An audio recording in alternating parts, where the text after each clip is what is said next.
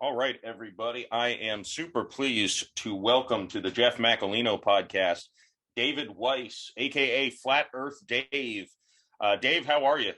I am doing great, man. Thanks for having this conversation. I love talking to people that think they live on a ball floating through space. I'm excited to get into this one because I will I'll say I've been wanting to since honestly the very beginning of my podcast, and it's been uh, well over a year now. Have someone who could intelligently discuss the flat Earth with me, and I have not found one yet. Well, But I know from doing some pre interview research, I know I've got one today who will run circles around me. So, well, that's not the plan. The plan is to unplug you from the Matrix. What's the Matrix? Well, you know the movie The Matrix. mhm. It's a documentary. The Matrix is the heliocentric system. It's a prison for your mind. It's to limit your ability to think and to understand where you are and to see the world for what it is. So my job here today is to point to all the doors. There's so many doors that have just out of everyone's vision. They're right there for you to go investigate and see what's there. Here's the thing. You went to did you go to college after high school? I did, yes. All right, so did Complete I. waste of time. Yeah, complete waste of time. The amount of work I've done on flat Earth is more than in my entire school and college career combined. Right? It's like because belief is easy, right? You believe my name is Dave. You don't know it.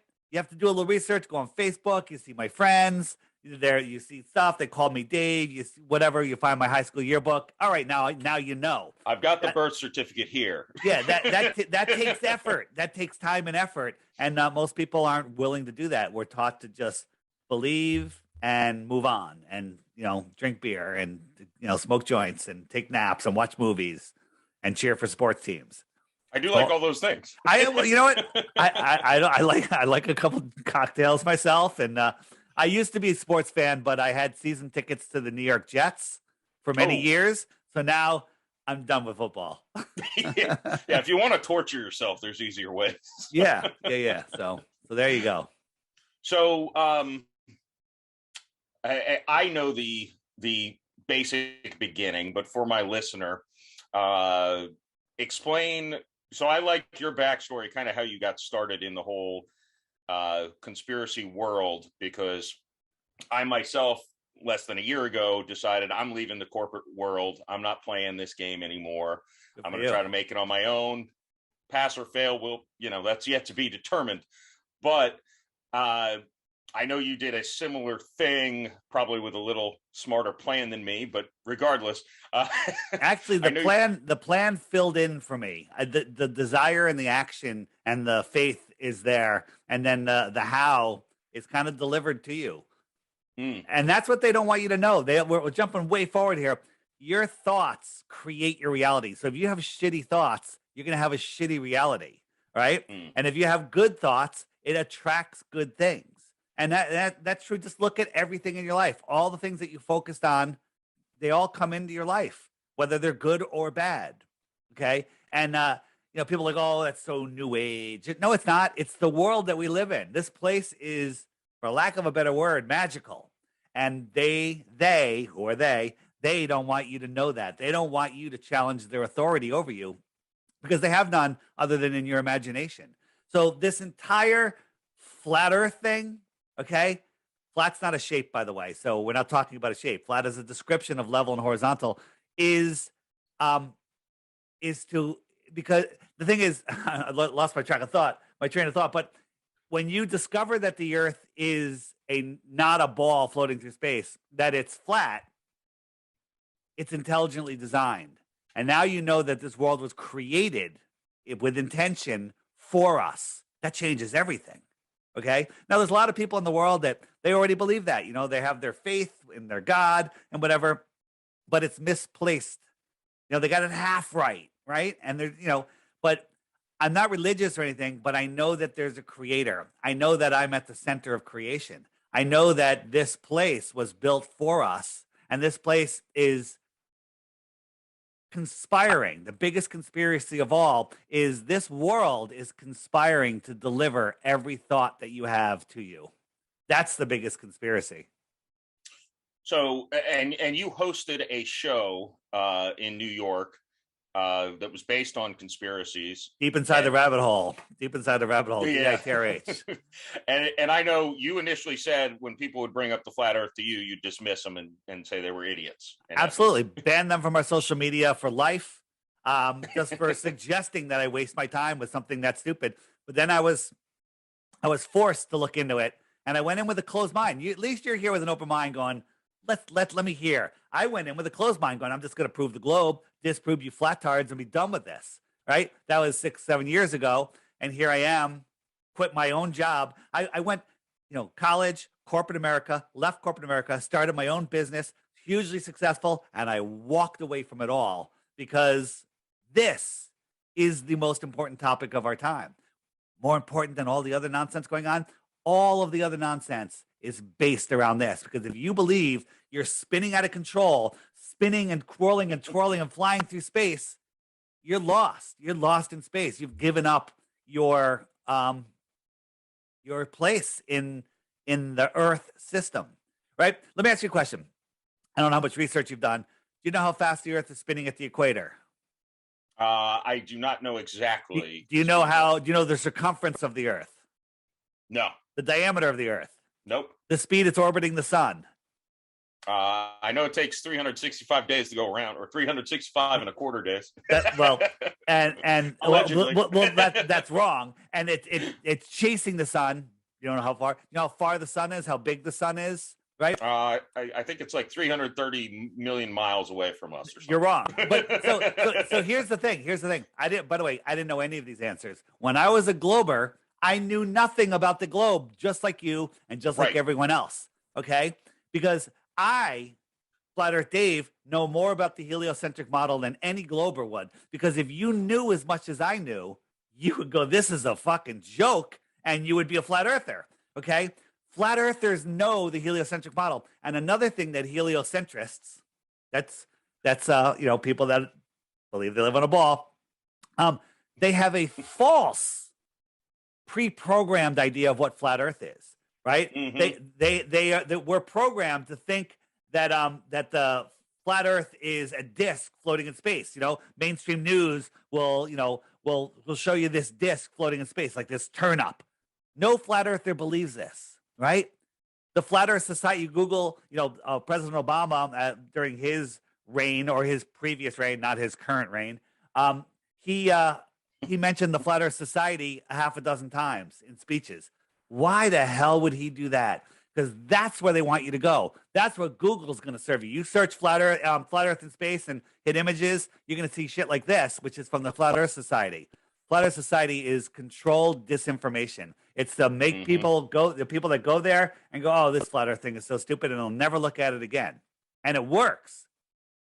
You Google Flat Earth, you only get nonsense. You only get the stuff they want you to see. You can't find the good stuff, right? Well, that's an interesting point, and I'm going to bring this up now since it kind of touches on this. So I've done a segment. My daughter introduces it. Maybe I'll play the clip when I do the audio version of Urban Dictionary, where I look up a word on Urban Dictionary, and maybe this tells you a little bit about the way I think.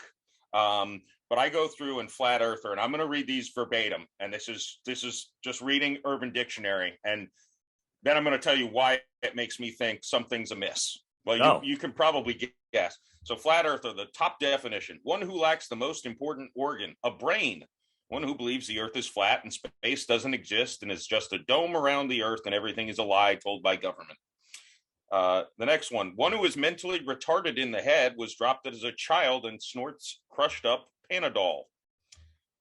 The next one, just idiots. That's all it says, just idiots. So these are what I call the best globe proofs. These are the best proofs of the globe, is calling us stupid and they have Yes. nothing else. With no factual background. It almost reminds me of Stephen Colbert having ladies dance in syringe costumes around on the stage. Yes, yes. Not to go into that, to get banished from the internets, but right. It's like, wait, if everything you can possibly find, and the Urban Dictionary is only moderately mainstream, I think. Yeah. Is just screaming in the face with nothing except for these people are retards, they're idiots, whatever. That makes me think something's amiss here. Right. Something's not. When the fact checkers are checking the facts, you know that's something to look at, because they only give disinformation. You know, every glober is like, oh, what are we, the only flat planet, or are all the planets flat? Both of those are mixing both models together. And no, we don't believe either one of those. We don't believe that we're a flat disk. We don't believe that planets, and it's scientifically provable, are balls of rocks floating in space. I mean, if you start doing the math and look at the numbers and understand how size, perspective, the inverse square law of light works, and it's very simple. I can explain it.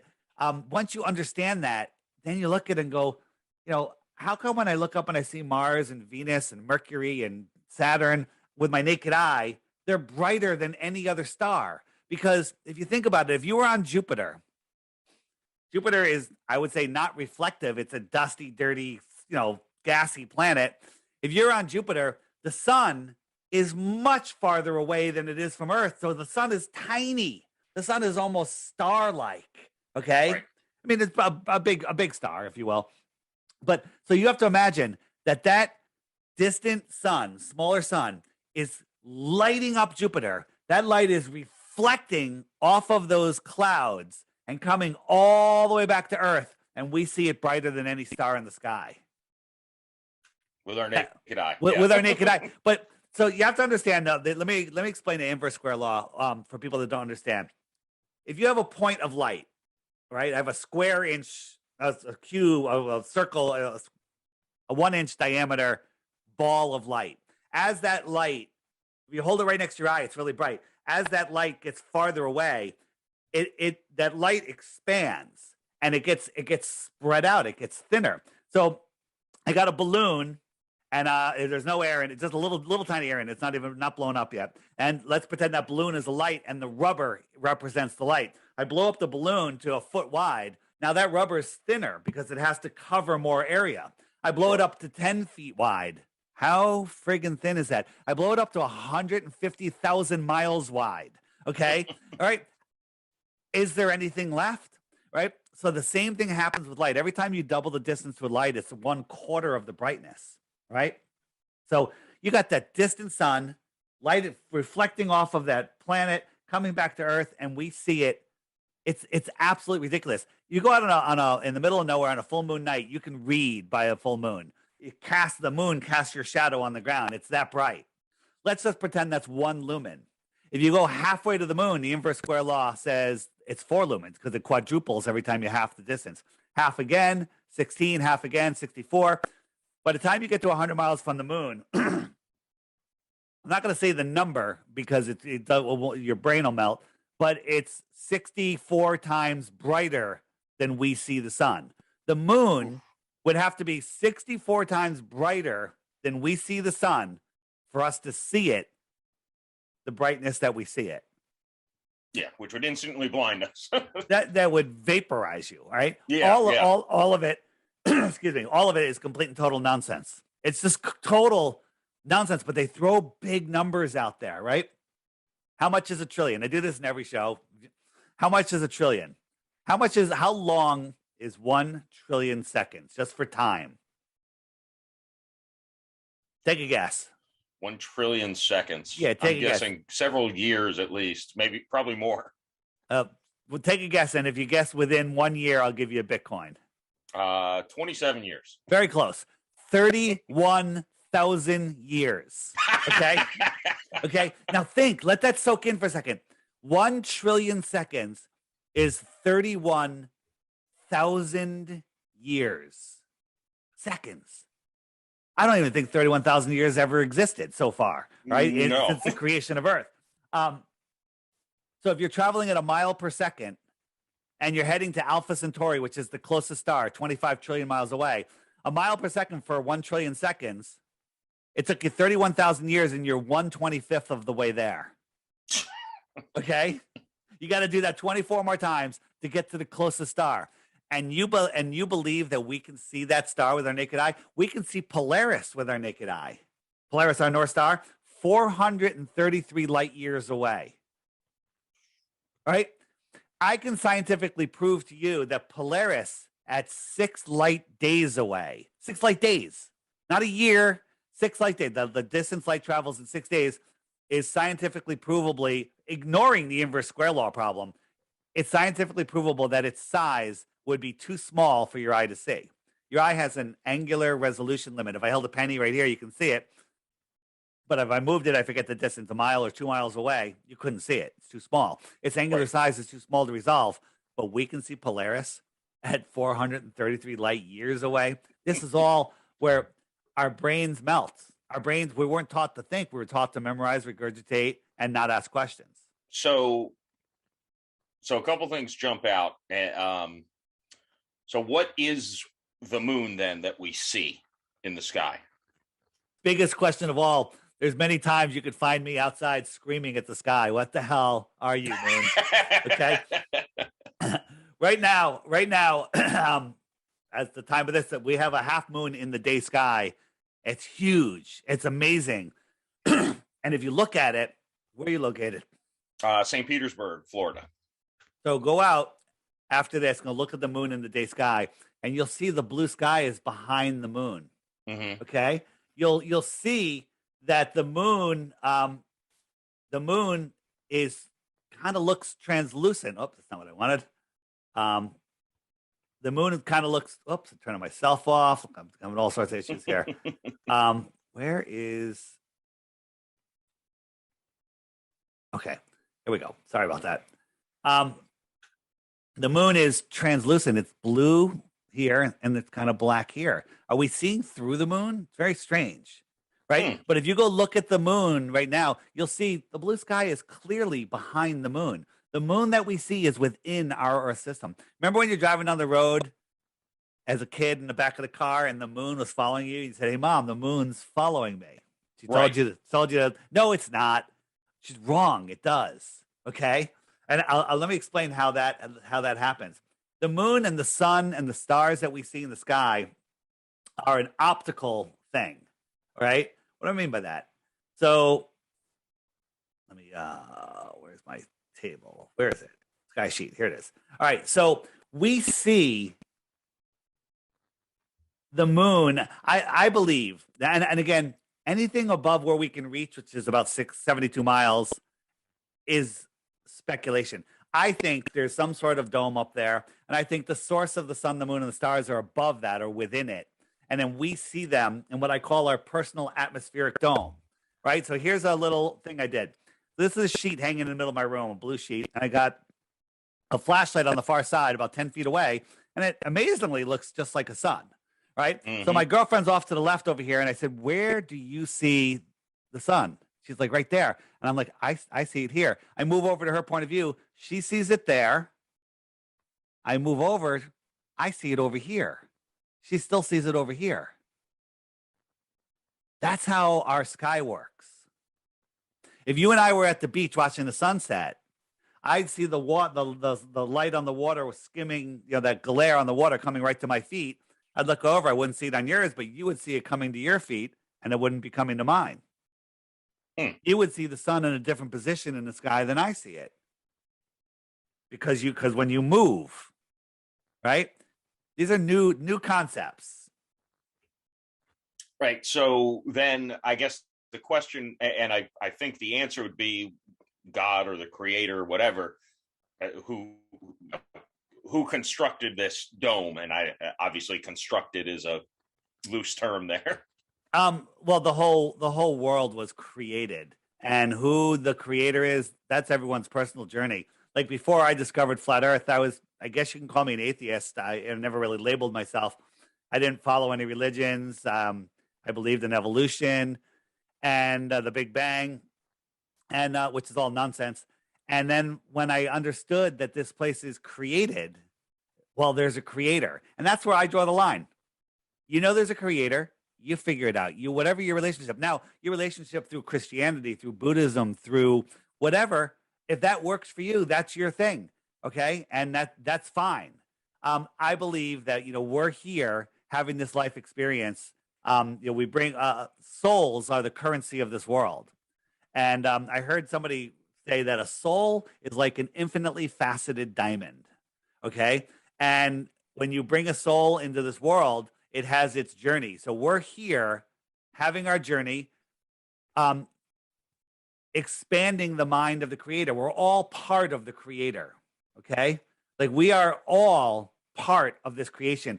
Everything is alive, from, you know, trees to rocks. Right? What do I mean? Rocks are alive. That's a whole nother rabbit hole to go down. Okay.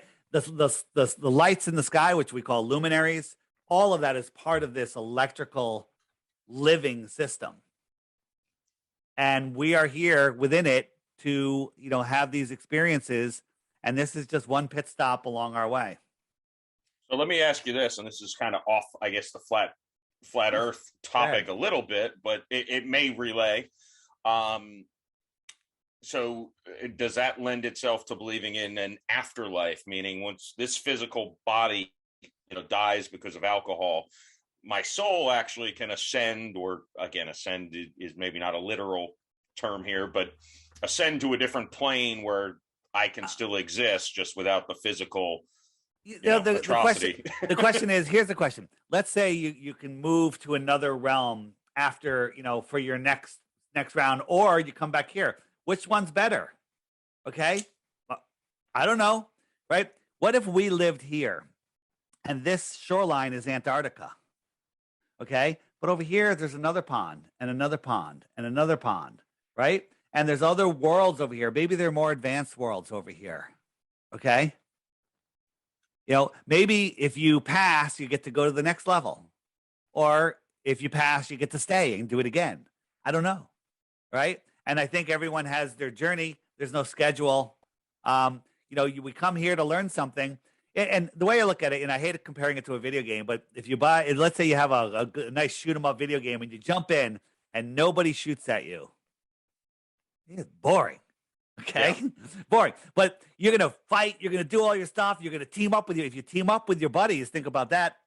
You do a lot better, right? If you're not so selfish and you get your buddies back, things work out a lot better. But if you get blown away, bam, you don't throw the controller down, or some people do.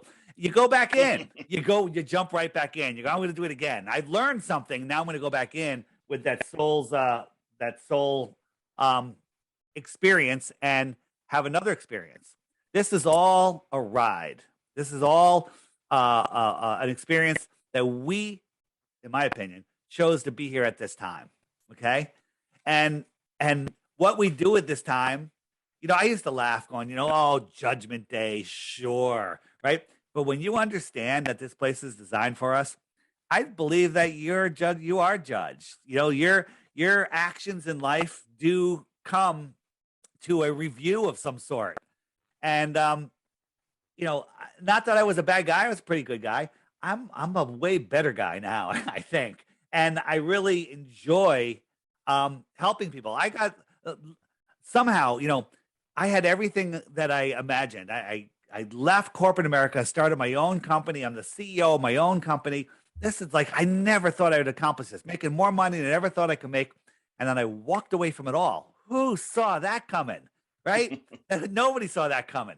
And now I'm out here helping people unplug from the heliocentric matrix. Nothing is more rewarding than that. You know, I do a lot of small podcasts, wake up just the host and a couple listeners, and then they go wake up more people, and they go wake up more people. And everyone says the same thing. You know, the two mind killers are fear and boredom. Fear is false evidence appearing real, fear, and boredom, right? No flat earther is ever bored for a split second. Don't care if you're stuck in traffic for 10 hours. I don't care if you have insomnia. There's always something to learn, something to see, someone to talk to, something to think about. Never, ever do you find yourself waiting for time to go by. That's the biggest sin, I think, you know, just wasting time. I mean, yes, you could waste time and have a good time. As long as you're having a good time, that's not wasting time. Right. Yeah. Well, I tell my kids only boring people are bored. Right.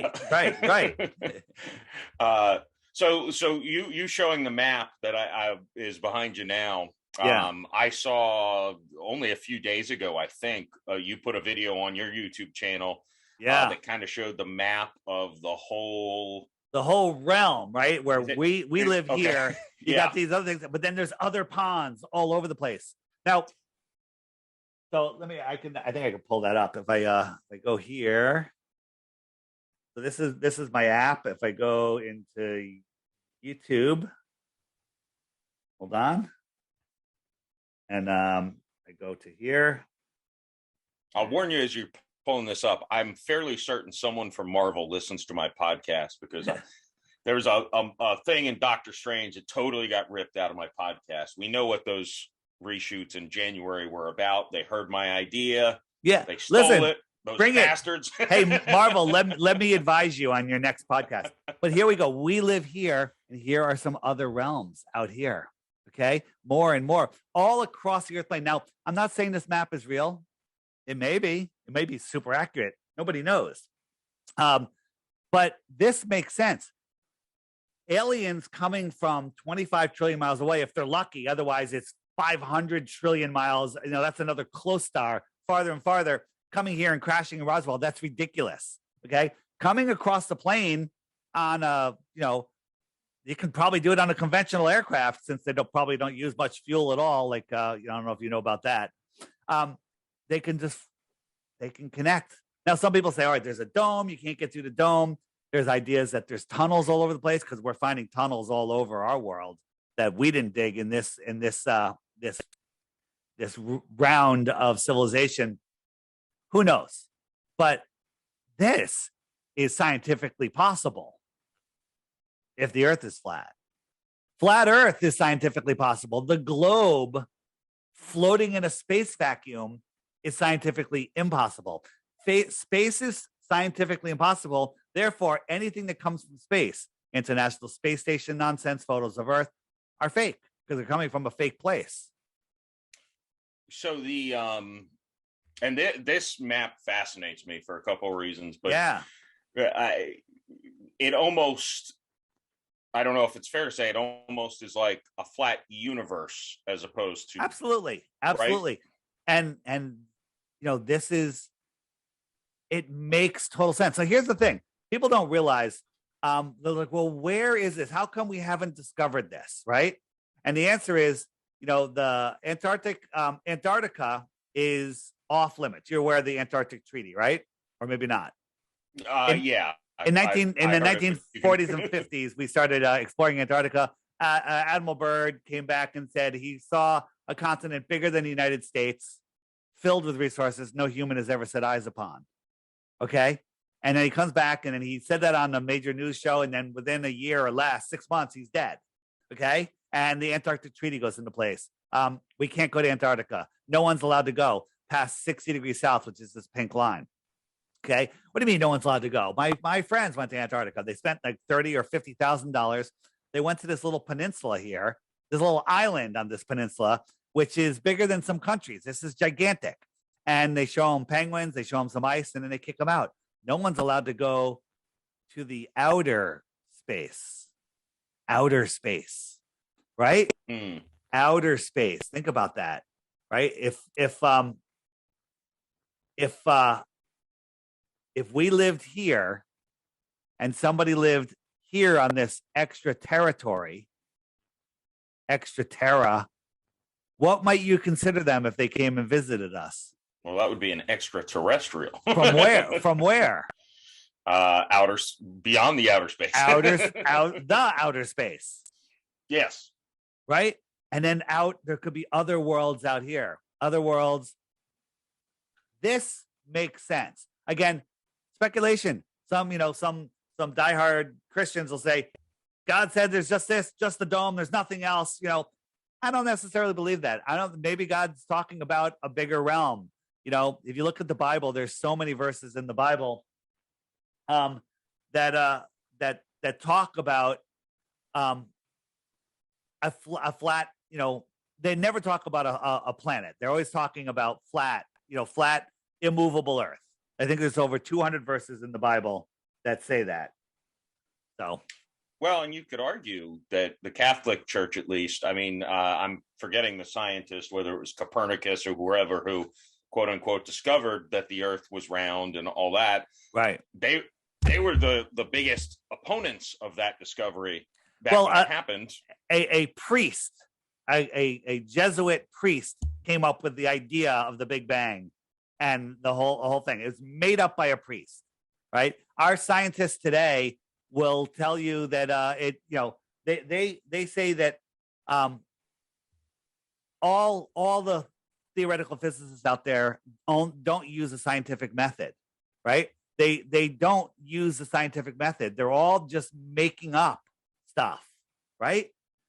They all just make up stuff. Oh, this one says, what does this one say? Whoops. Pull that.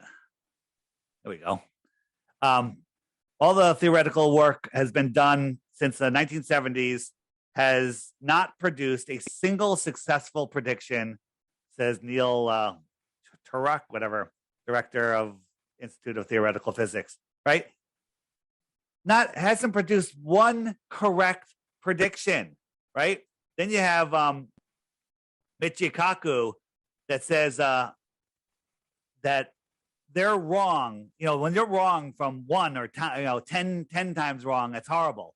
But they're wrong to 1 to the 120th. Okay? 10 to the 120th. 10 with 120 zeros. Remember I told you how much a trillion was? Okay? Yeah, trillion has 9 zeros. 9 zeros or 10? 9 or 12? 100,000, million, billion, 12, trillion. 12, whatever. It has 12. It doesn't have 120. Okay? Right? So that number, I don't even think that could be, that number is ridiculous. It's all ridiculous. Right? And then another one, Edwin Hubble. I can't read this one because the type is small, but basically he says, we can never prove that we're not at the center of creation, but we have to avoid that at all possible costs and go on philosophical reasons that we're expanding like a loaf of friggin' olive bread, raisin bread, right? Nonsense, right? They're making up stuff on philosophical reasons, not using the scientific method, to just maintain their position. He says it's a horrid position to admit that for science because everything changes. And then this guy, he says the world is a stage, right? Right? William Shakespeare never existed. So the guy that says the world is a stage is a made-up stage character. So Shakespeare, I've never investigated that. So he is not even a real person. He's not even a real person. He's a group of writers, or what? I forget the whole story, but it's known that he was just books inserted into our history, like the story of Aristophanes, with his sticks and shadows experiment that was made up 2,000 years ago. The Greeks figured it out, with sticks and shadows. You know the story about the sticks and shadows? No. So we're taught in school here that 2,000 years ago, Aristophanes noticed one day when he looked down a well that he could see the reflection of the sun, right? And he knows that sun rays come in. That means that the sun is directly above him. And he knows that the sun is infinitely far, 93 million miles away. So all the rays come in virtually parallel. But in reality, I don't know how he knew that because no one has ever seen parallel rays, right? So he theorized. He goes, "Hey, I'll send my buddy 500 miles away, and he'll count his paces so he knows he's 500 miles." Right? Imagine you're like 280 miles and you lose count. You're like, "Oh fuck!" And you got to, God damn it, right? So he goes, and at the same time, he does an experiment they both put up their vertical stick, and Aristophanes has no shadow. His buddy has a shadow. He measures the length of the stick of the shadow. They do some spherical algebra or whatever, and they figure out the shape of the Earth. And Carl Sagan brags about it. Oh my God, he figured it out within 1 or 2%. Pretty good, right? Nobody ever mentioned Aristophanes' experiment until the 1900s. Okay, he would have been the most famous guy. He would have been the Michael Jordan of mathematicians. But on a flat Earth, it doesn't matter whether he did it or not, whether it worked or it didn't. It works on a flat Earth. Small local sun. Here he is. Here's his buddy. Here's his shadow. Do the same math and figure out the sphericity of this flat level plane. Understand? Yeah. So I'm trying to think with sunrise, sunset type thing.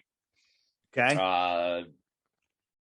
Is that just the creator giving us night and day for our own mental health? Although I guess in Alaska there are days the sun shines for right. We'll talk about that. So look at this. This is the shot in Bulgaria, and it's the time lapse of the sun. Now, on a heliocentric world, you have to believe that you're the photographer. You're falling over backwards at 1,000 miles an hour, or is that luminary just moving away and appearing to get lower and lower in the sky and taking its light with it as it goes through the thickest part of the atmosphere? When it's over your head, you're looking through a little bit of atmosphere. You're looking forward, you're looking through all atmosphere. And it's just going away, and then eventually gets eclipsed by land features or just opaqueness. Right? Mm-hmm. So let me show you how it works. So here we have, I got to go back a little bit. All right. So when we look, we know these streetlights are all the same level, but they kind of go down, right? Right. And that's just due to perspective. Mm-hmm. So on a cumulus cloud day, you have these clouds in the sky, right? 5,000-10,000 feet above you. So if you drew a string from your eyes to the cloud, it goes straight up, right? Almost straight up. And so this cloud deck, which is all at the same height, going into the distance at 20, 30, 40 miles away, it merges with the horizon. So this cloud here is the same height as this cloud.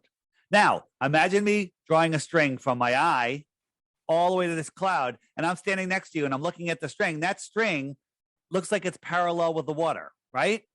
It looks like it's parallel for the water, 6 feet off the ground the whole way, right? Maybe it's even sloping down, okay? So I see you and I both standing here, see this as a parallel line. What happens if I quickly went underneath that cloud? So now I'm in the distance. I'm underneath that cloud that looks like it's at the horizon, and I could see the string. What am I going to see?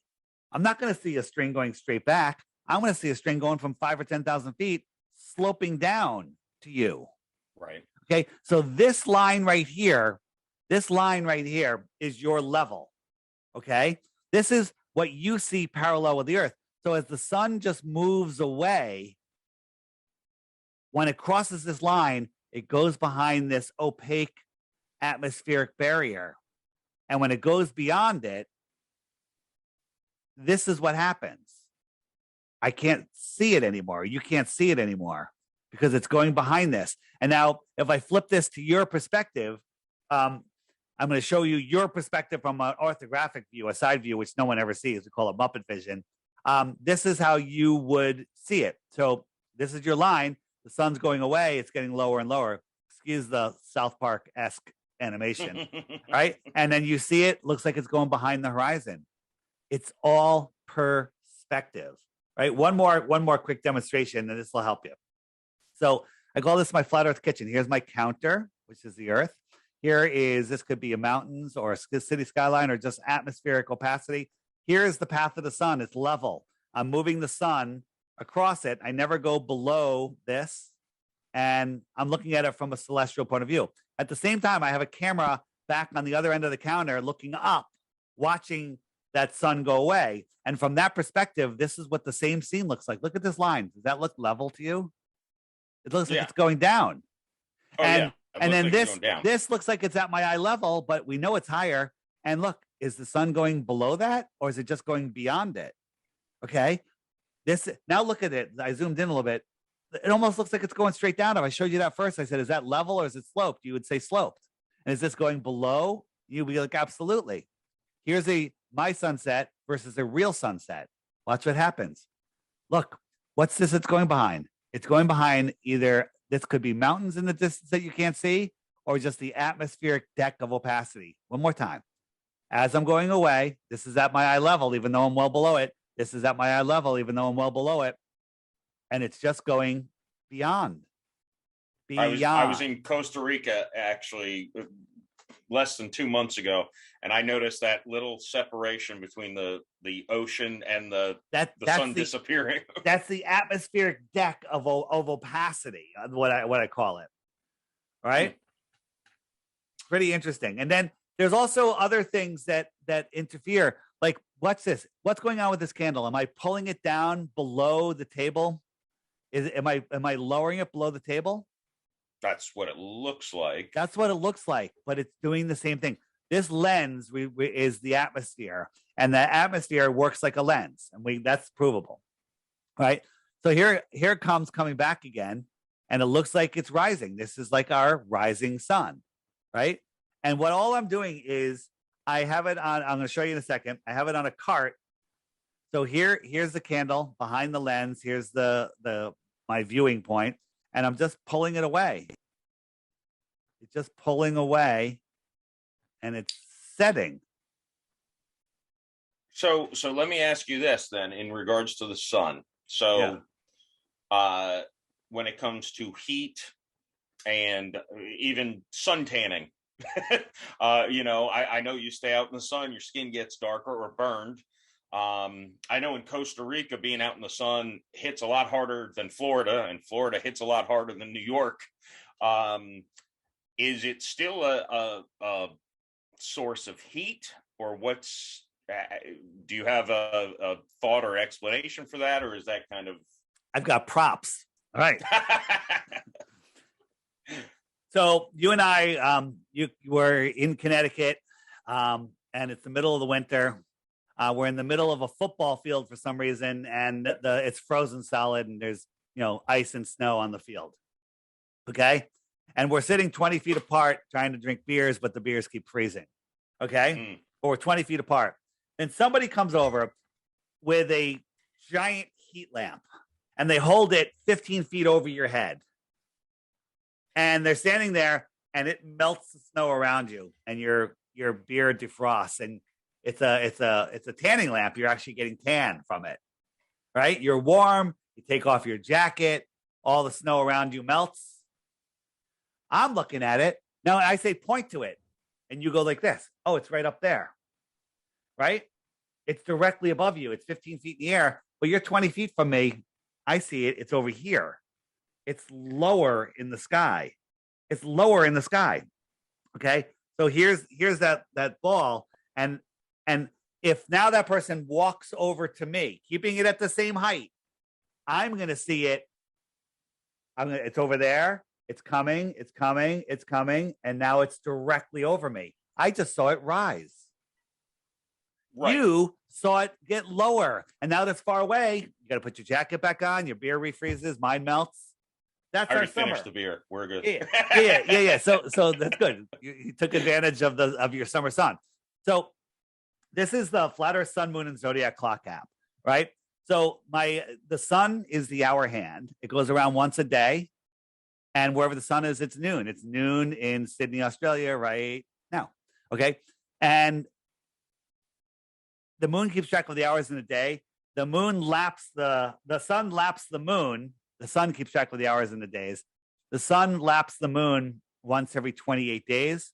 So the moon keeps track of the weeks and the months. In a moment, one more time around, you have a full moon. They'll be opposed to each other. And then the moon will start waning as the sun starts to catch up to it. Okay?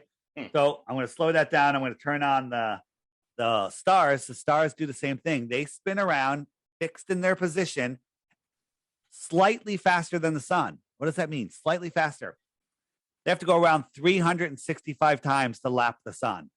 Unlike the sun laps the moon every 28 times around, The stars lap the sun every 365 times around, give or take, right? So that means that the sun is in this constellation right now, and in 30 days from now, it'll be over here in this constellation, and then it'll fade back into this one, and it'll fade into this one, and it'll fade into this one. So the sun will be in the constellation, and 365 days from now, it'll be right back to where it is right now, right? I want you to go out tonight, just before you go to bed, if the sky is clear, and mark the time, draw a little star chart, and say, okay, I see that one, that one's bright one. Just make a chart so you know where it is. Put it away, set an alarm in your calendar for the same night, same time next year, and go back out exactly where you were. Every star will be in the exact same position that it was now. And we're corkscrewing through space, traveling 4.5 billion miles from where we were this year. Every year, we're moving over 4.5 billion miles. That's just one of the directions.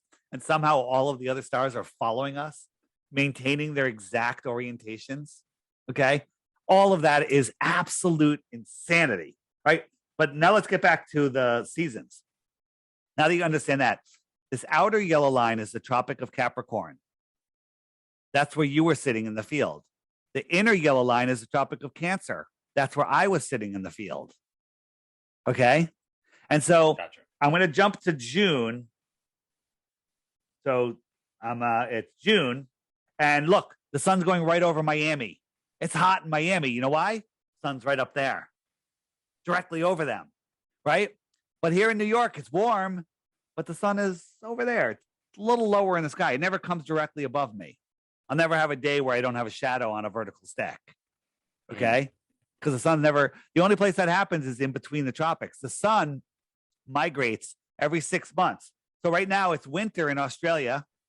It's winter in Johannesburg. It's winter in Santiago. But if I jump forward 6 months, 3, 4, 5, 6. If I jump forward, now it's winter because it's far away from New York. It's summer out here. It's summer in Central America. It's summer in Australia because the sun goes right over them. Right. So that's the heat lamp moving out and moving back. The reason here in Connecticut the sun is low in December is because it's farther away, just like that heat lamp was farther away. And now it's coming back. It's getting higher and higher every day. It's still the same height. It's just my perspective to it. Right. So it's not a debate that the sun does not provide heat and all that stuff. It's just that it's on a fixed axis. The sun's going around. It migrates every 6 months in, 6 months out. It crosses the equinox twice, but it only touches the tropics once, right? It touches Capricorn, it turns around over the equator, touches Cancer, turns around over the equator, second time, same year, okay? That's when we have our equinoxes. And the sun, the whole thing, let me see if you can, hold on, if you can get this. I got a new prop. Oh, that's not going to work so well. It's a little transparent. Wow. My blue is transparent. Come on. It's like the moon. It's like wow. You know what? I could do something with that. I'm not going to use that. It's too confusing. All right. So they tell us that the reason that we have our winter is because we're tilted. Earth. I'll pretend this is the Earth. We're tilted towards the sun. The northern hemisphere is tilted towards the sun, so we get more direct rays. And then during our winter, it's tilted away, and those rays are spread over a bigger area, right? There we go, right? So that's what they tell us, that we're tilted away. And this goes back to your original question way earlier. During our winter, they tell us that we're 3.5 million miles closer to the sun. Did you know that? The northern winter, we're closer to the sun, 3.5 million miles, but they tell you that doesn't matter because it's so far away. It's only a few percent, 3 or 4%. It's the angle that matters. Well, if it's the angle that matters, why is it at sunrise here in Connecticut, when the sun shows up over the water, I could feel the heat on my face immediately. I can get a tan immediately. Okay. In June. Now, that is Right. the most severe tilt, right? If the sun was directly above me, that's 90 degrees. They tell us we're tilted at 30 to 34 degrees, right? That's our tilt. But when the sun is on the horizon, that's an 89-degree tilt. You can't anymore. The sun will be below the horizon. Okay. How come I can feel the heat on my face? I can get a tan in June. We're 3.5 million miles farther from the sun. And then in December, I could look up at the sun at noon when the sun is 50 degrees up in the sky, maybe 55 degrees, a much more direct angle and 3.5 million miles closer to me. And I can't even feel the heat on my face. I can't get a tan. Right? No glober will address this question. I tried to ask this to Not a Professor Dave, and he goes, I don't understand what you're talking about. You're stupid. That's the best arguments they have, just like you were talking about earlier. Just insults, and they won't address this issue. They won't address it. It's so let me ask you this. We're thinking of clouds and everything like that.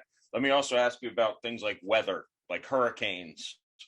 I mean, and the belief could very simply be the same between flat earthers and globe ball people. I mean, it just an anomaly that happens, I suppose. But I don't know if there is a thought or a study on that. Well, here's a thought.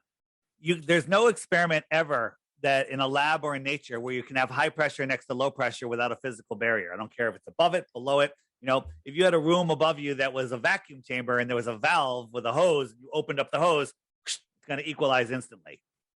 How are we in a pressurized Earth system next to the vacuum of space? All the air should be sucked right off into space, right? People go, well, gravity's holding the air down, right? But meanwhile, I can stand here and hold my arms up, right? Can't hold, right? And if the gravity was holding the air to the Earth, I can get a shoebox, open shoebox, and then suck all the air out of the room below the shoebox, right? Out of this whole room. And then the air in the box would stay there because gravity is going to hold it there. That's ridiculous. We know that doesn't happen. Okay. So you can't have high pressure next to low pressure. So getting the weather, how the hell can you even have weather if you can't have an atmosphere? But we'll let that go. We have atmosphere. If you look at the cycles of, they show us a jet stream, they show us this big sine wave. Put that on a flat Earth, and we have these beautiful circles where we have these counter rotating winds, right? This is what they show us, and then this is what we see on a flat Earth, which makes a lot of sense. And then what makes the water come out of the sky? Well, I have a theory, and this is, some people we're trying to figure this out. When does it rain the hardest? What kind of pressure system? Low pressure. Yeah, low pressure. So when you have a hurricane, have you ever been in a hurricane? Yeah. Well, yeah, in Florida, you get, we get them. Rivers, right, river. You get rivers of water coming out of the sky. Where did all that water come from? Was it really floating there in the cloud? Right?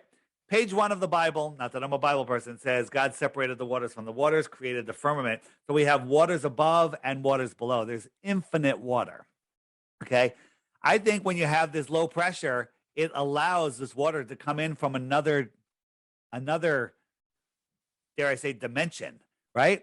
You get this low pressure and then water comes in. Planes can fly through these clouds. Where's the water coming from, right? These are just like rivers that come out of the sky. It's pretty amazing. So again, you can't have weather. You can't have an atmosphere on a spinning ball in a space vacuum. So, saying that it works on both, it doesn't. We have one of our guys, Taboo Conspiracy. He's made a great presentation, and I'm going to give you links to watch some stuff when we're done. And basically, he goes and he summed it up as the way you can tell we're not living on a ball is we'd all be dead, because everything about the ball makes no sense whatsoever. It's absolute insanity. So I got some philosophical type questions, but before I go to that, I do want to so the is it the Earth or the whole dome that is surrounded by the ice wall? So you're talking about the ice wall, and that comes from Game of Thrones. They want you to believe that the little guy can piss off the end of the world. That's what that whole show is about. It's not an ice wall, right? Sure. So it's the ice shoreline, right? Right. They want you to think that, you know, a lot of people say, you know, like Bill Nye, the Lion guy with the bow tie, he goes, show me a picture of the ice wall. You'll go take a picture, drive a car there and go take a picture. What an idiot. Okay. But in reality, there's millions and millions of pictures. This is the shoreline of our world. Antarctica is the highest plateau on Earth. Did you know that? Antarctica, this continent at the bottom of the ball, is the highest continent on Earth. Why is that? Well, Antarctica is the shoreline of our world. Okay, Antarctica could be many times bigger than all of the world, than all of the rest of the world, right? So maybe we live here. This is Antarctica. Okay, Right. it's pretty damn big. They take you to this little friggin' island out here, and they tell you, "Oh, that's all you're allowed to see." No one's allowed, or maybe they'll take you all the way here and go, "Look, we're at the South Pole. All right, time to leave." Okay, on a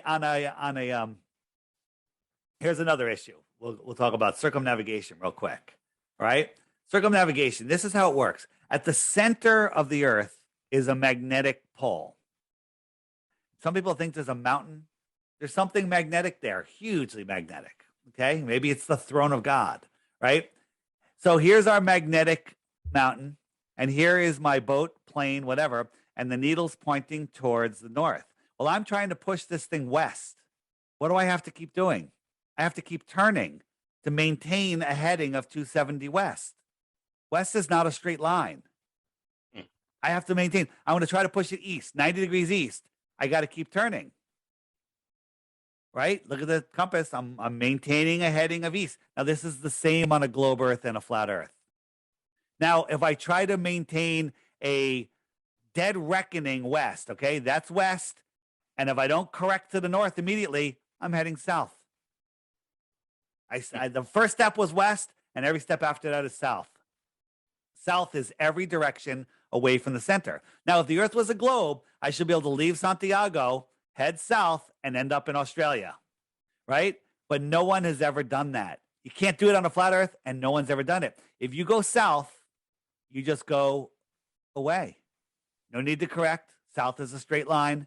Goodbye. And you're not magically going to come up over here. No one has ever circumnavigated south, right? Now I'm heading north, north, north. As soon as I head past the north, I'm heading south. The compass just did a 180. So every direction that you point is eventually south. South, south, south. South is every direction.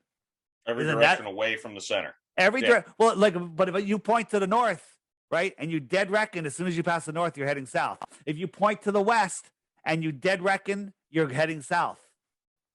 Rather quickly. So it's a central pole. It's a center. The North Pole is the center. East and west are circles around the North Pole. Okay. I want to make a Santa Claus joke, but yeah. I won't.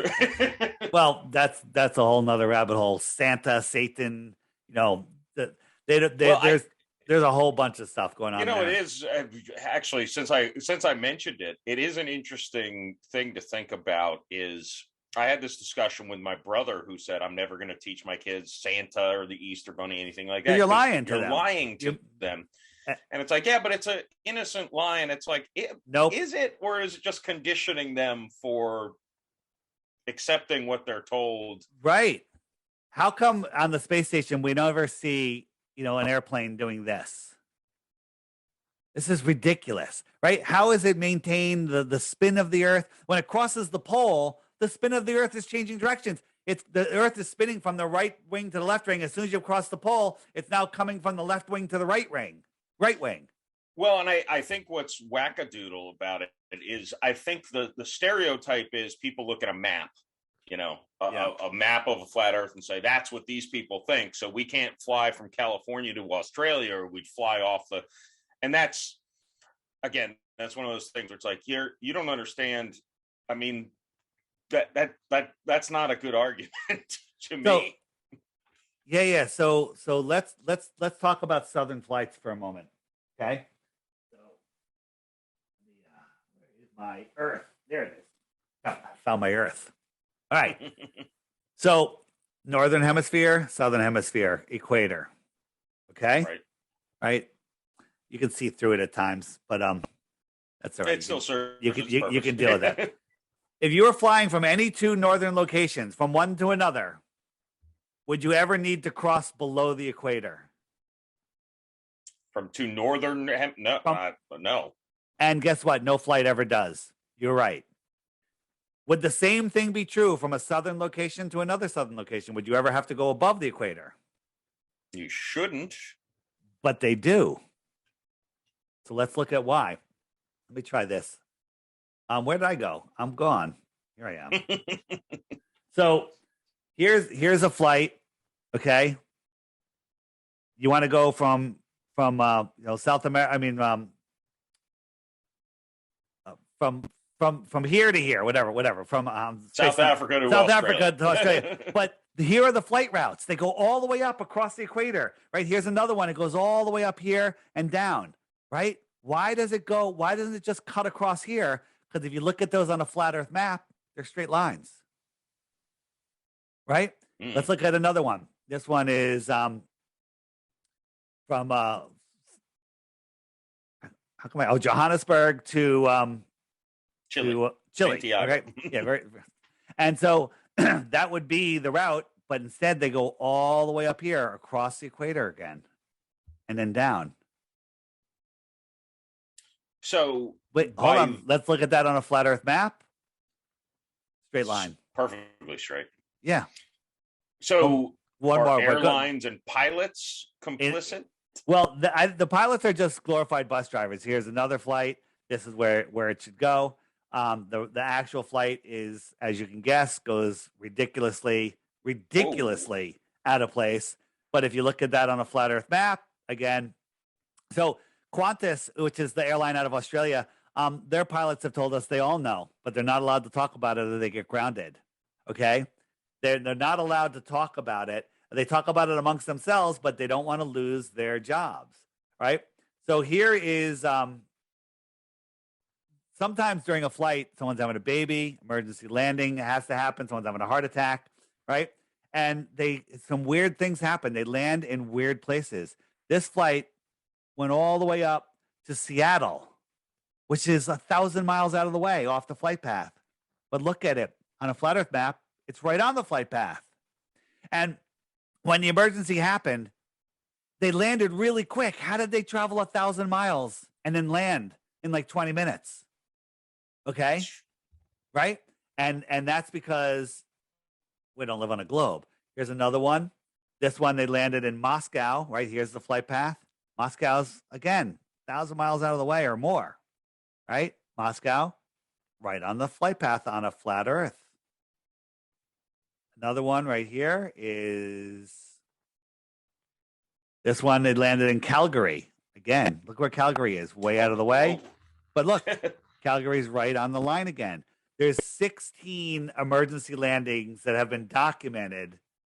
In this book, it's free online. You get the PDF to search 16 emergency landings that prove flat Earth. It's also available on lulu.com as a coffee table book. Everything's documented. The news reports, the flight schedule, the route, the mileage, the times, everything. So you can go, not just believe a bunch of memes that Flat Earth Dave is showing you. Go verify this shit yourself. Right. This book alone proves that the Earth is flat. Why do southern flights cross the equator and northern flights don't? It should be the same above and below. I can't rectify that in my head. Now I'm not the smartest person all the time, but you're smarter than the major indoctrinated. You know, this is the route that the multi-stop flight goes. And if you want to go to Western Australia, it goes all the way up here, all the way over to China and Singapore and down, right? But if Western Australia, look, you come up across the United States, China, Singapore, straight line. It's funny you mentioned Qantas because I just heard they actually announced the direct flight from New York to Australia, which I guess is the first one of its kind. Right. Well, New York is right here. Right. Australia, bam. That's not a big deal. Yeah, and they have direct flights. People say, well, the Santiago to Australia direct flight proves that the Earth is proves that it's not flat because it would take too long. Here's the question. Here's the problem. Only this one model airplane that only Qantas has makes that flight. That plane has 7 layers of heat-resistant paint on it. What does that suggest? Flying close to the sun, right? No, it's speed. Oh. It's speed. It's going faster. And there's also these air currents. These trade winds, the west to east are the jet stream, and east to west are the trade winds. So the route that they take will go, they'll get in these winds. So you got a plane that can fly 800 miles an hour, 900 miles an hour, and then it's got a 200 mile an hour tailwind. Now it's going 1,100 miles an hour. Well, guess what? They can go twice the distance. You would never know that you're going that fast, and bam, the flight gets done. Okay, and the time differences in these flights make no sense because on the with the spin of the Earth, it takes 5 hours longer going in one direction. Sometimes there's huge variations in the arrival times because sometimes the winds don't cooperate, and many times the direct flight is rerouted to a multi-stop flight that takes like 26 hours with the layovers. Okay, right. So what's going on there? Right? So, and that brings up another question. How many people do you think need to be complicit in protecting the lie? Presumably you're talking about not every pilot, but international pilots. I think about a lot of people, right? The majority do not know because they get on there, they follow their GPS, they take off and they go set to 290. All right, set to 290, and they're like, okay, then 6 hours later after they're done reading their book or playing their game of chess, they're told to set to another thing and they land the plane, right? But there's so many pilots that are coming out now that are saying it's flat and stationary. We interviewed one on the show Globebusters, and the next day she was a veteran pilot for, I think it was KLM, grounded the next day. She disappeared right after that. Right? There's lots of retired pilots that are coming out talking about it. There's retired astronauts that are talking about it, right? But they're quickly silenced. You don't see it on the mainstream media. I think I might even have a playlist. If you go into the frequently asked questions and what about pilots? Where is it? Are all the pilots in on it? It's on here somewhere. And it's pilots and scientists, right? So you go here. Here's a playlist that you won't find on YouTube. Here it is. This one right here. This woman, she explains how the Earth is flat. It's impossible to be a ball. She's a long-time career pilot, and these videos you won't find on YouTube. They're there, but when you search for them, even by name, they won't show up. They don't want you seeing these videos. And that's all through your app, right? Yeah. So the app is the Flat Earth Sun, Moon, and Zodiac Clock app. And here's the deal I have for people. Get the app. It's $3, okay? There's a subscription for $11 for a year if you want to message people, if you want to use the weather app, or if you want to fill out a profile and see other people's profiles. But besides that, you get everything else. You don't have to subscribe. But people like to subscribe because it's cheap. Every day there's a new video right here. You just tap that thumbnail, video comes up, and I say watch the video every day for 2 weeks. At the end of that 2 weeks, if you still think the Earth is the globe and you have a proof, send it to me and you win 3 Bitcoins. But before you do, you have to go to the frequently asked questions page and make sure your question isn't answered here. And most of them are, like, hey, what about eclipses? What about gravity? What about seasons? What about ships over the horizon? Right? If I click ships over the horizon, up come a let it load. What's going on here? Hold on. If I hit ships over the horizon, up comes a playlist of videos where The ship looked like it went over the horizon, but then with today's consumer optics, we can zoom in and we can see the ship again. We can see too far, right? These videos will explain to you how you can go get a friggin' super zoom camera and go out and do it yourself and not just believe a video that's well documented. You can believe plenty of these videos, but I went out and did it myself. I bought a Nikon P900 and I zoomed in, and these videos will explain everything to you. In the app also, on this page, this is the more resources page, tons of stuff. But if you want to see some distant stuff, experiments done, this is a whole series of long distance stuff that's impossible on a globe. Totally impossible. All sorts of great resources here. Also books, tons of books. Here's the book I was talking about, 16 Emergency Landings. Kids books, these are new, amazing. All sorts of stuff, homeschooling stuff, which we're just started. We're adding more and more stuff for homeschooling because why send your kids to the indoctrination camp?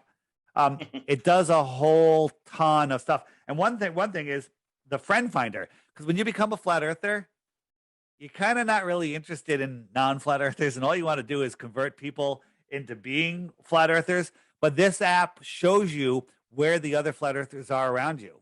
Okay, so it's just loading here because there's a shit ton of people. It's like Grinder for it's Grinder for flat. People are using it as a dating app. They're using it for a job app. These are just the people that are near me, and the ones that have a little icon in it. If you click on one of them, let me click on one, and up comes their person. I could message them, or I can check out their profile. I can contact, whatever. I could send out I have it set for 50 kilometers. That's what this circle is. So within 50 kilometers, I have 367 people. I can send a group message. Hey, we're having a meetup at Joe's Bar and Grill on Saturday at 4 p.m. And bam, we did it in New York. We had 60, 70, 80 people showed up. And it was phenomenal. Who wants a flat orgy? Well, there you go. And a lot of people, this is new right here. If you click that button, it brings up your referral code. So anybody that's signing up, if you type in this code after you not signing up, download the app. The first thing is to ask you, do you have a referral code? You just put that in. Like if you're turning people on to the app, give them your referral code, and then it'll keep track of how many people you've converted that you've unplugged from the matrix, because these are the points that you need to get into heaven, depending on how many sins that you have, right? So each one of these points deletes a sin. So you can murder 17 people. Yeah, and if you unplug 18 people from the matrix, you are forgiven. Okay? Okay, because you saved 18 people, right? All right, Christians, relax. I'm just kidding. Okay? I'm just kidding. While we're on the topic, this was one of the first questions I thought of when thinking about this topic, and it involves the Matrix and the thing. So one thing I've always observed just going through life is I'm like, God, the dumb people who are just unaware of the rampant evil that the government is, and all of these, I don't know if you even know the 40 questions or statements you sent that said what kind of how much of a truther are you? And I said that? Of 40 things. Well, your people sent it. Oh, okay. And over 20 of those 40 things, and one of them's like, the mass elites have a pedophilia ring. I'm like, yeah, of course. Taxation is theft was one of them. I'm like, yeah, duh. So over half of those I believed. But my thing is the dumb people, the people who are firmly always going to be plugged into the matrix because they lack critical thinking inside their brain. And I would say there's probably flat earthers who even fall in that camp. Probably not as knowledgeable as you. Maybe not your flat earthers. So hold on. I think you actually can walk off the edge. The amazing thing about flat Earth is you see the reality of our world. Flat earthers, we're still trying to figure out exactly how the flat Earth is laid out. That's okay. We know that it's not a ball. We also know that this is ridiculous. This thing that they're doing to everybody. We, you know, that Right. we also are aware of all of these things. All of those blue dots that I just showed you, all of those blue dots are people like-minded, right? People that you might want to work with, work for, or work for you. So people are actually using this as a way to find people to work at, work with them, or if you're hiring somebody or or looking for a job, people can find you this way. Also, every single person on here, male or female, is your new best friend, right? There's people that are using it as a dating app because guess what? A dating app or somebody for work. The hardest part is location, mindset, intelligence, right? Well, all of these dots are awake and aware people. And like if I had a job, somebody, work at a restaurant, landscaping, whatever, I needed someone to do computer work, they can figure that part out. I know that every one of those dots is awake, aware, has critical thought. They can figure out the job. That's easy. Right. Well, you meet somebody there, you have everything in common with them. Like if you're meeting somebody like going on a date, you have a head start far better than any friggin' dating site could ever do because we've all come through this journey, and it's such an amazing way to meet real people. Like you go on a date with somebody when you're awake like a flat earther. You go on a date with somebody and they're like, "Oh yeah, I'm triple jabbed and I can't wait for the fourth one." And Trump is coming back, and whatever. It's like the date's over. The date's over, So this is a way not to waste your life. Right, and I would say, when I was saying about dumb people, I'm not saying people who are on this app for sure, because I think they probably have done the vetting and all that. But so my thought always goes back to the dumb people are the happiest people I tend to encounter, the people who are ignorant to the world. So is it, in a way, sometimes, again, as skeptical as I am of the government and everything like that, sometimes I sit back and think, I wish I was brainless, stupid, low IQ, because I could just be happy and plugged into a matrix without seeing. Your life becomes a little more stressful, doesn't it? When you can actually see. Here's the thing. So you're awake and aware by what you were telling me to a lot of stuff. Would you ever go back in the matrix, Cypher? Would you ever take the blue pill? You would hate to be those people. You would hate it, right? So here's who we are. Here's who we are. Neo at the beginning of the Matrix. He's in his room. He's depressed. He's sleeping a lot. Something's wrong with the world. He's just not doing so well. And then look at Neo at the end of the Matrix, who unplugged from the lies, taken back his power, realized nobody has authority over him. Put those two next to each other. Neo at the end is what a flat earther is. Neo at the beginning is what a glober is. Okay? And there's no way we'd go back. So, yeah. There's relationship issues with people that don't wake up. But here's the thing. Anybody that is slightly intelligent, they will eventually see flat earth. It might take them a while because of their indoctrination, because of their insecurity, because of their unwillingness to shake their world and admit that they were wrong because of their ego. But eventually they'll come around. They have 0.0 to the 120th power of you going back to the globe. Okay. So us flat earthers, we're in the lead seat here. Okay. It's all in our hands. We can decide to wait and offer, hey, hopefully you'll come around. Right. And it's easy. All they have to do is look. Right. I didn't become a flat earther for months because I refused to look. And then when I looked, even with a closed mind, I was like, holy shit. Holy crap. And it's mind-blowing stuff. So what I tell people is you can go to flatearthdave.com and there's tons of resources there. You can download the app there, but if you don't want to spend the $3 on the app, not my problem. There's a list there called Take the Flat Earth Crash Course. The list of videos, right? It's also here on the app in the more resources page. If we go right here, it says full-length videos. And here are a bunch of videos. This is a new one called The Next Level. You can find this one actually, maybe if you search for it on YouTube. And now I'm actually in that. It's actually really good. It's a real movie, 80 minutes long. Phenomenal. I challenge anyone to watch the first four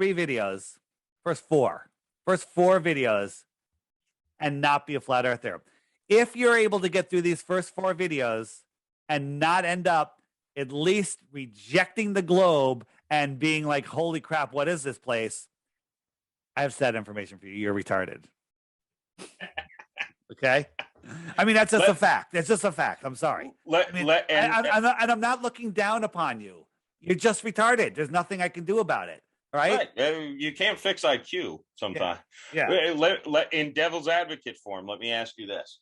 So you mentioned even your 3 Bitcoin offer thing.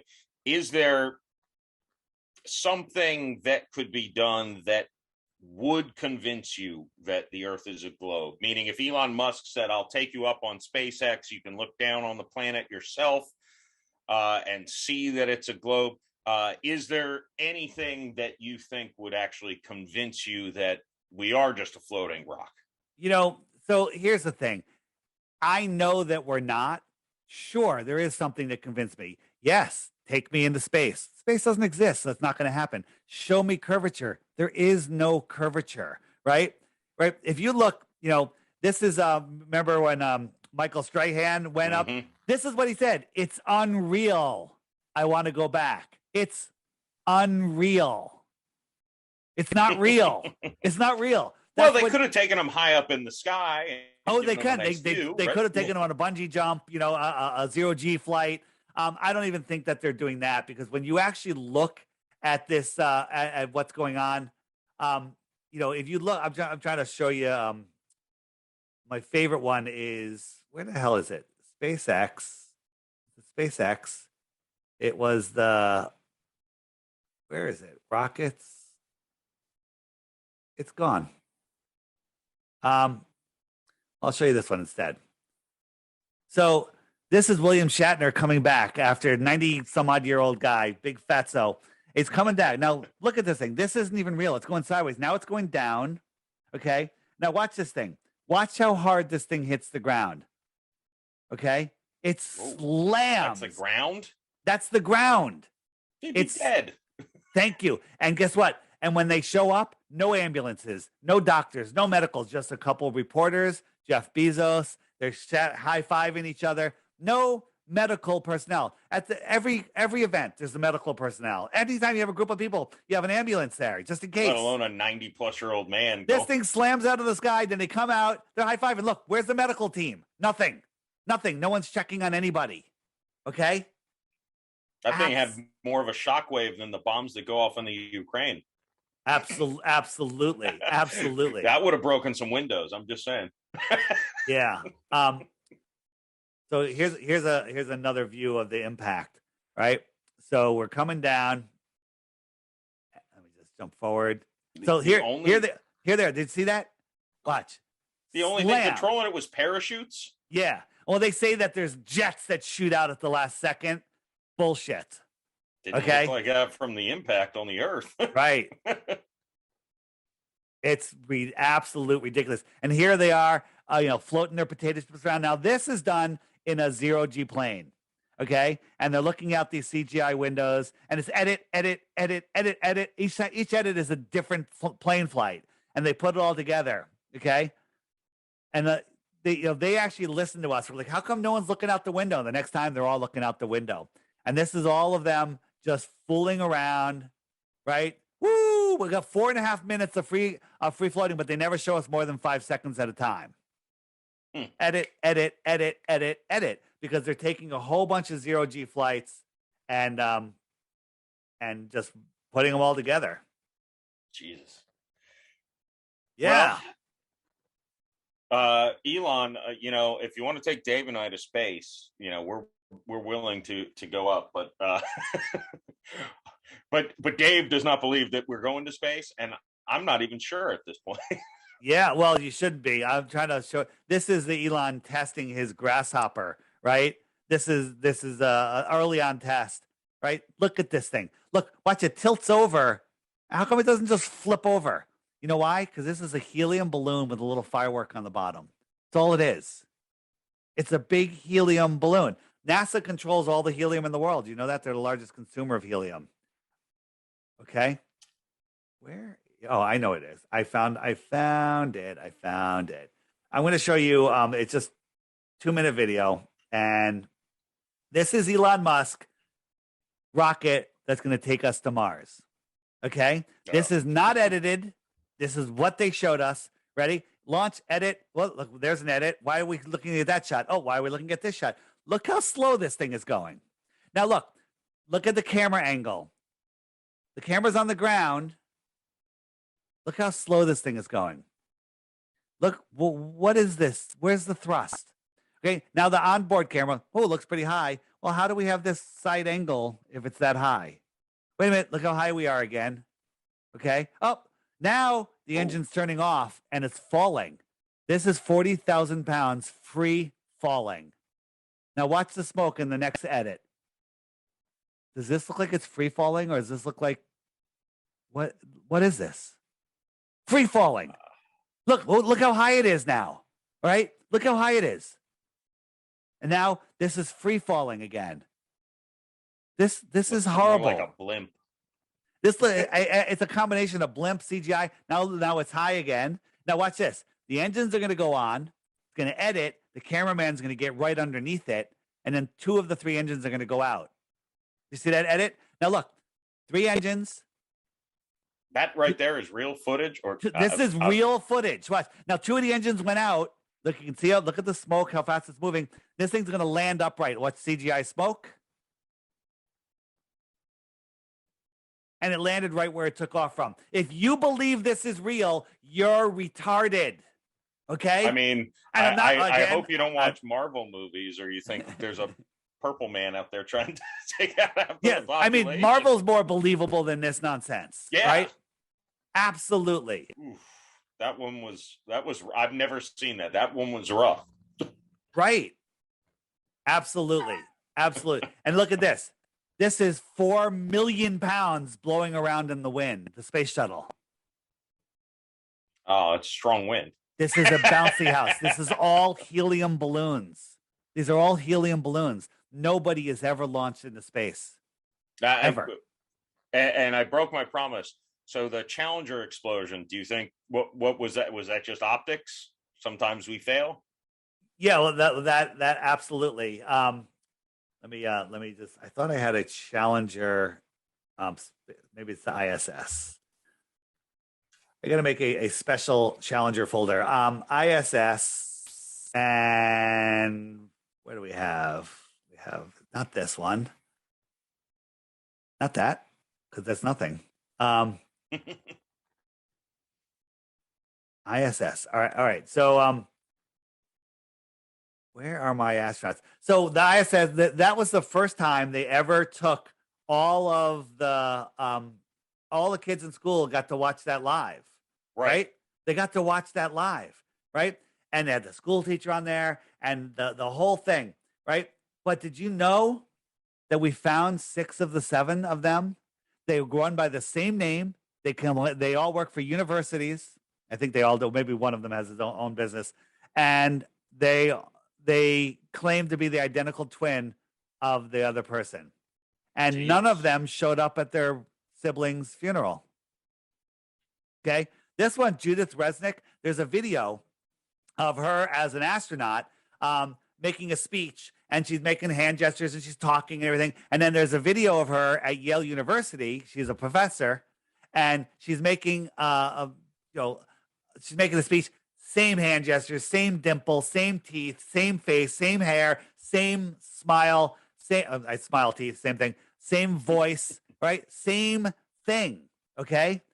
And they're lying, right? Somebody confronted, I think it was this guy, just recently, like a couple of years ago, in his garage. Like he went to his house and he caught him in his garage, and he goes, people are saying that you're him. He's like, oh, I'm not him. Then we look at the faces, we analyze them, facial recognition. It's exactly the same person. Right? They're lying about everything. You catch them faking space once, right? Faking space once, and then you have them busted forever. Here they are talking to kids. Oh, that's the full. I keep doing that. Here's one. I like this one. This is Don Pettit bragging how he took some plastic and he was able to drink coffee out of this little plastic thing because the coffee clings to it. So this is being done with CGI and on a I think on a zero-G flight. But the coffee or the color, whatever, it unsynced. This is all CGI, right? And they're using green screens, right? These guys they always have their heavy belts on. They're on harnesses. They may be upside down. I'm not even sure, but watch his arm. Watch right underneath his arm. Bam. Green screen. Green screen. Oh. Why is he in front of a green screen on the ISS? Right? Here's one. This ball is filled with helium. It's real. This is not real. And now she's manipulating it. Watch again. No stuffed animal.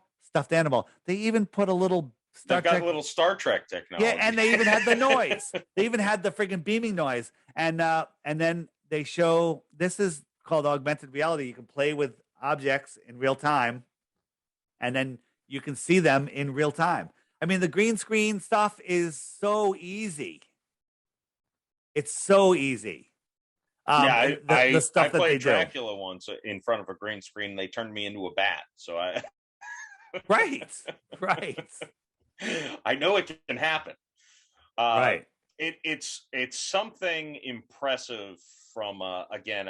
I tend to be, I don't want to say agnostic because that has a religious value to it, but I tend to be kind of I'm non-committal in anything except for, my sports teams and whiskey.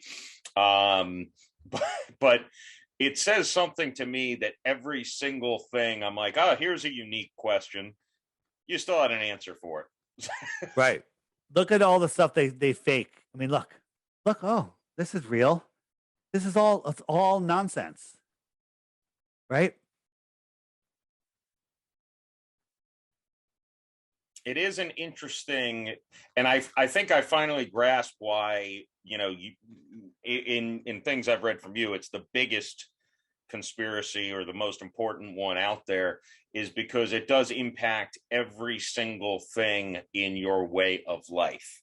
And it's something when you understand the earth is flat, you unplug from the matrix and you can't put it down, right? Once you see it, you can't unsee it. And then you unplug and you stop being in fear, right? Fear, false evidence appearing real, that is how they control you. They steer your mind with the news at north, east, west, south, news, okay? And they keep you in fear. They tell you they only use 10% of your brain in school. That's because that's where they want you in that slave mentality. They don't want you connecting with source, connecting with nature, connecting with your higher self, because that might challenge their authority over you. They don't want you knowing that no one has dominion over you, that you have God-given free will, and nobody can take it from you unless you give it to them. Okay? Yeah, well, it's kind of like the forefathers said. If you think about it from that perspective, you got God-given rights, and they. Right. I like to think the forefathers probably didn't know about this. Yeah, and so why do they want to lie about this? Because all the flat earthers that have woken up to it, they've unplugged. They're no longer giving their energy to the system. They're taking action on all of the things that you mentioned earlier. We're unplugging. We're not giving our energy. This is a spiritual war, and they don't want us to know that. They don't want us to even to know that that's a real thing. That's how they get away with it. Okay. Because people are like, oh no, that spiritual stuff, there's nothing like that. There's no, you're warm meat when you die.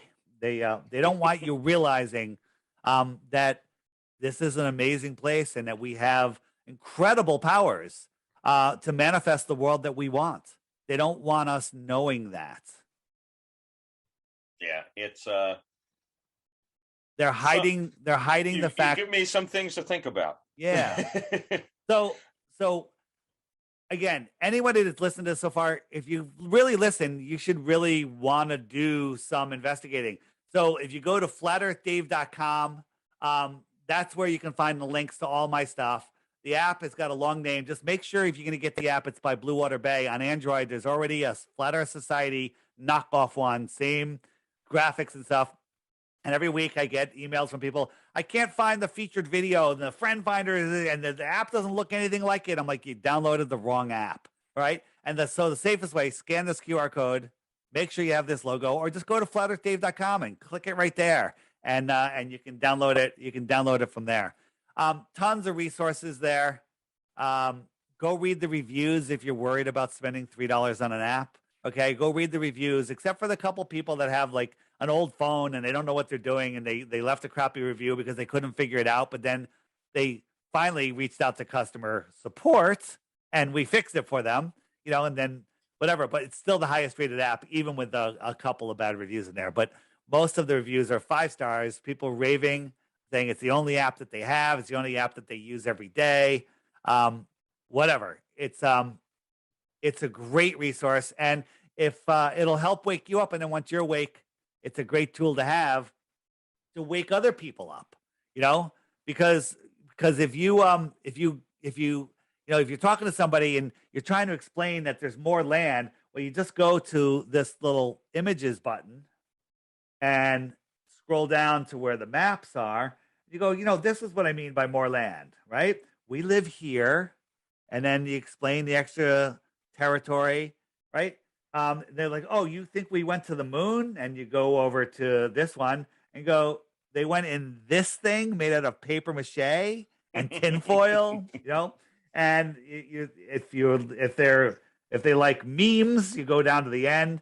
Oops, tons of memes. Really good memes. Somebody's been loading me up. Which cartoon ball do you like? What they want you to think. There's the real ice wall. Tons of stuff. I just want to end up on that land of the clones, because I think I'd have a cool time hanging out with myself. I don't know about Land of the Clones, but there's in the book section on the app, there's a couple books. One of them is the Iron Republic, and it's about finding more land. Somebody, a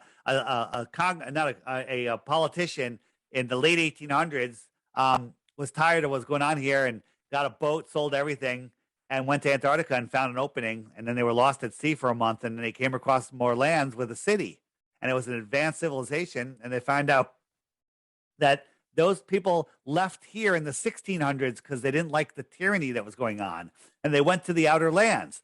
And it's an amazing story. It's written as a true story. Whether it's true or not doesn't matter. In 1901, when it was published, they were talking about more lands beyond Antarctica. Okay? That rings true to me. There's something. Yeah. Something going on. If they don't, if there was other continents even here in our Southern Ocean, because when you wrap the flat Earth around a sphere, you have to lose huge swaths of Southern Ocean. And there's uncharted waters here within our realm. There's more land beyond Antarctica, right? There's so many things they're hiding from us. And, we don't know what's beyond the shoreline of Antarctica, but we deserve the ability to freely explore ourselves.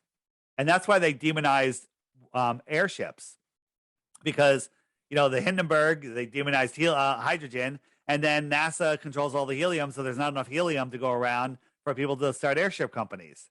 Because with an airship and a solar fan, you can go anywhere. A solar panel and a fan, a little more than that, but so there you go. Dave, I can't express my gratitude enough for coming on here.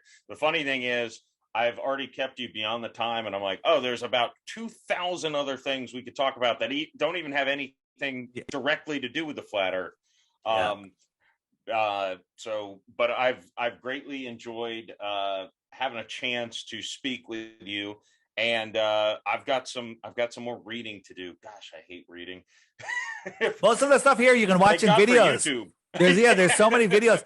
Get the app, watch the videos, hit the frequently asked questions, hit the daily video, and if you don't want to wait, right to the right of the daily video is an archive button. Hit that. You have all the videos from this month, then the previous months, and the previous years. Okay. They're all there. And just start watching those videos, and life is going to become way more interesting. Way more interesting. You'll guaranteed never be bored again. And you're going to know some stuff of which is going to actually help you.